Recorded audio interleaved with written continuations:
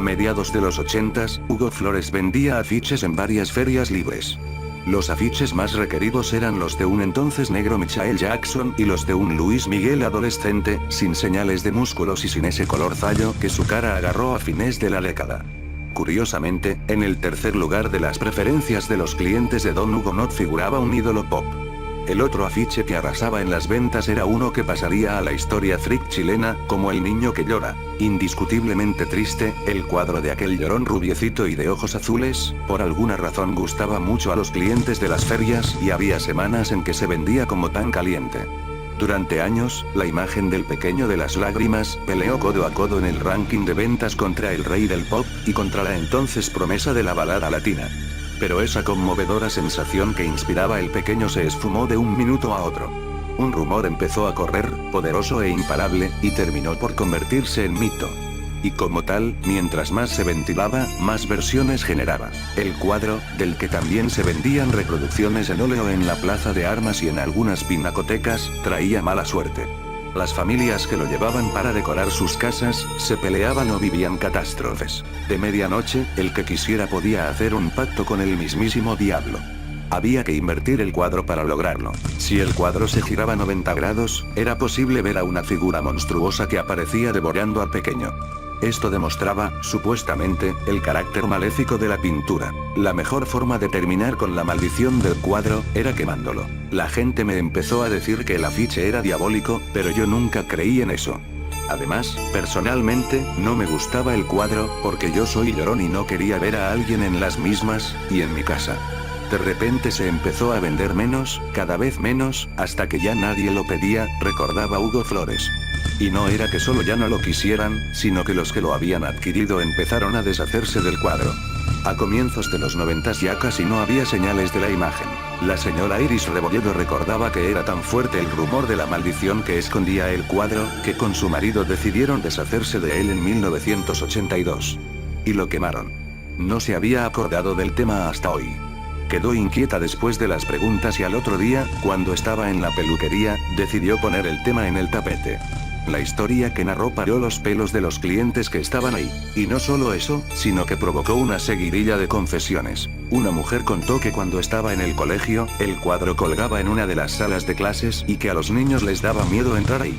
Creían que era Satanás. Iris pensó que el tema llegaría hasta ahí, pero aún quedaban un par de anécdotas por escuchar.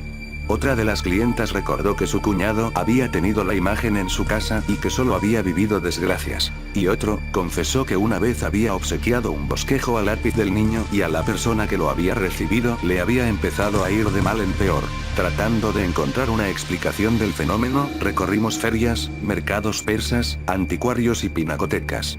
La idea era empezar por saber quién lo había pintado y si lo había hecho con esas intenciones. En definitiva, cuánto había de mito.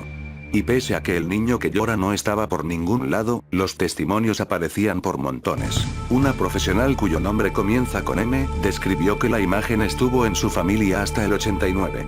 Relacionamos la cantidad de peleas que hubo en la casa con la presencia de la figura. De hecho, después de quemarla, fue antes de una Navidad, no hubo más conflictos ni escándalos. La comerciante Soledad Jara sentía que el cuadro del niño que llora marcó buena parte de su vida. Cuando era chica, teníamos una vecina que era amante de mi papá, sin que nosotros lo supiéramos, que le regaló esta imagen. Y luego de que lo pusiera al lado de la escalera empezaron los problemas. El más grave es que mi mamá se fue de la casa. A nosotros nos empezó a dar miedo el cuadro y, cuando mi papá salía, lo escondíamos en la despensa o en el tercer piso. Lo sacábamos solo cuando él ya estaba por llegar. Un día le dijimos que nos daba miedo, y nos ordenó dejarlo definitivamente en la despensa. Al otro día, él se quedó sin trabajo. Sé que no es creíble, pero desde entonces tuvimos más y más pobreza. 7 años de miseria. Recuerdo que me puse rebelde y que, incluso, una noche de San Juan traté de invocar a Satanás. Nos iba mal en todo, hasta que una señora nos dijo que había que regalar el cuadro para terminar con la maldición. Pero a nosotros nos daba lata regalarlo, porque le podíamos hacer daño a alguien.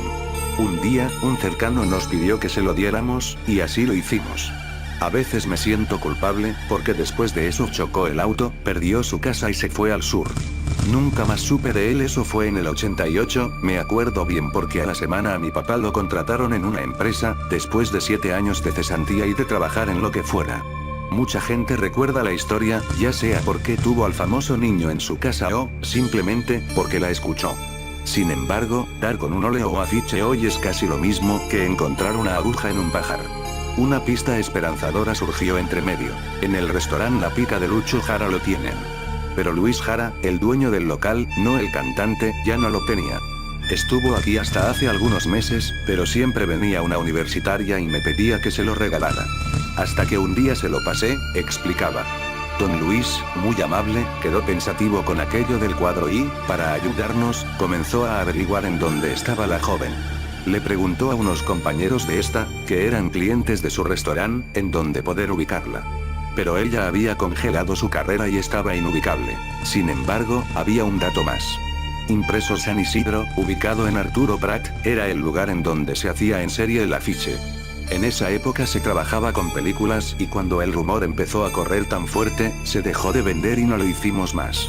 No trabajábamos con un sistema computacional como ahora. Puede que esté por ahí la película original de esa imagen, pero ya debe estar velada, explicaba un funcionario del lugar, quien acto seguido, entregó información de otros sitios en donde podía existir una copia. La búsqueda, entonces, siguió con una copia en blanco y negro, bajada de internet. Pero no hubo suerte. En la plaza de armas dijeron que hace muchos años que no veían una reproducción del pequeño. Pero ese señor de polera roja es muy rápido y, si necesitas uno, te lo puede hacer, advirtió un artista. Efectivamente, el personaje de polera roja se interesó en pintar por encargo. Eso hasta que vio la figura extraída de internet. Ah no, yo te pinto cualquier cosa que quieras, menos eso. Tengo una historia muy desagradable, dijo, y no quiso ahondar en el tema. Entregó datos de otro lugar. Lo mismo hicieron en ese destino. Era necesario seguir buscando. Según la leyenda, este cuadro nació en España, curiosamente en los años 50, en la era de Franco, y se extendió a otros países como Turquía, Argentina y Chile. Pero sobre el supuesto autor se sabe muy poco. Sitios en internet, hay foros y blogs que hablan del tema, señalan que lo había pintado el sevillano Bruno Amadio, alias Bragolín, pero no aparecen elementos biográficos de tal autor. Solo datos que alimentan la leyenda. Bragolín había pintado a este rubiecito en un orfanato, poco después de que el pequeño pozo para el pintor, el orfanato, se incendiara. El espíritu del huérfano, entonces, había quedado atrapado, y ahí partiría la maldición. El supuesto Bragolín había pintado otros 27 cuadros de niños llorando. De hecho, en Chile también se vendió una versión femenina, aunque en menor cantidad, La niña que llora. El curador de arte Ernesto Muñoz duda de la existencia de este pintor y cree que pudo ser una empresa publicitaria la creadora del cuadro. Además, Muñoz recuerda que este fenómeno de comprar por montones un cuadro o afiches pertenece a la masificación del arte, cosa que ocurre en todas las épocas y en donde juegan elementos extras a la creación. A fines del siglo pasado casi todo el mundo tenía en sus casas la Zamacueca, del pintor chileno Manuel Antonio Caro, y en los 70s los cuadros de Hamilton se colgaron con la misma rapidez que se fueron, decía, restando importancia al mito del niño que llora. La profesora de artes plásticas Paula Valdés Bowen aceptó hacer un análisis artístico del cuadro. Este retrato pertenece al estilo realista y, como dice la palabra, muestra la realidad emocional de un niño. Está envuelto en una penumbra de claros y oscuros, lo que le da un carácter dramático. Las creencias que le otorga el sentimiento popular tienen que ver con el encuentro del espectador frente a la obra. Es decir, con cómo se comunica la obra en la experiencia del que la ve. Dicho de otra forma, el espectador puede ver la pena, la inocencia, el abandono y otras emociones que le transmite el niño. Pero también puede verlo como belleza, delicadeza, elegancia. Bowen señala que el sentimiento popular se transmite a las personas desde un líder de una comunidad que ensalza y da un valor trascendente a la obra. El pueblo que la observa, según afirma, verá lo que su líder le otorgó como valor. De ahí nacieron los iconos de diferentes religiones en la historia. Pero el niño no aparece. Caminando de tienda en tienda, por la calle Sacie, por la feria Santa Lucía, por un caracol en la estación central y cerca de la Casa Colorada, se recogieron historias. Dicen que en los 80s un señor bueno pa' tomar lo pintaba por $5.000 en un par de horas y luego se emborrachaba con la plata, pero que nunca lo volvieron a ver. Finalmente, estaba la pista crucial. Patricio Sánchez, el ideólogo de las fiestas kitsch, lo atesoraba en un rincón junto a una antigua bebida cola fría, unas muñecas ochenteras. En Puente Alto, en la casa de unos tíos en donde yo viví hasta los 5 años, tenían el cuadro. Como todo el mundo, yo escuché la historia, pero nunca tuve miedo. No soy supersticioso. Hace unos 4 años mandé a hacer una copia del cuadro de mis tíos y la enmarqué. Esa es la que tengo, y me ha ido muy bien. Mis tíos lo siguen teniendo también. Pero hay gente que repele la imagen y me preguntan por qué la tengo. Si piensas en regalarlo, mucha gente te lo devolvería. Yo siento que hubo una discriminación injusta con este cuadro. Finalmente, es como si la gente lo hiciera llorar, dice Sánchez. Este productor cuenta que en aquella época decían que no importaba dónde el espectador se ubicara, que los ojos del niño siempre estaban mirando. Pero él dice que eso sucede con cualquier cuadro. El próximo año, Sánchez ocupó la imagen del pequeño en sus campañas publicitarias ligadas al mundo kitsch. Como para hacerle justicia de una vez por todas al niño de las lágrimas inquietantes.